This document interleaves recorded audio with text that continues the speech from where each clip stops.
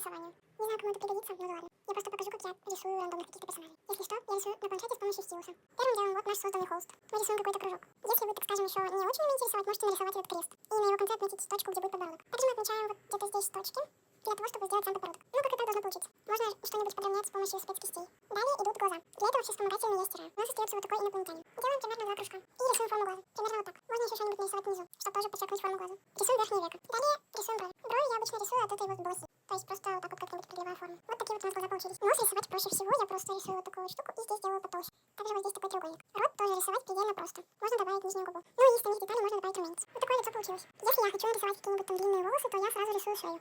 Рисую я ее вот примерно так. И важно, чтобы шея не была такой тонкой по сравнению с головой. Вот так. Можно нарисовать тень на шее. И теперь приступаем к волосам. Стираем макушку. Обычно я начинаю с челки, если она будет у персонажа.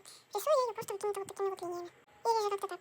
Вот такая челка. Далее отмечаем, где будут у нас волосы на макушке. И начинаем от нее рисовать тоже просто любой формы. И чтобы это смотрелось более гармонично, нарисуем здесь вот такой вот блик. Вот так. Можно еще нарисовать какую-нибудь штуку на макушке. Одежду можно нарисовать как вы хотите, в принципе, никто вам не запрещает этого. И не забудьте оставить свою подпись. Примерно так у нас получилось. Если это наберет 10 лайков, может быть, сделаю тонный покрас. Но скорее всего нет. Всем пока.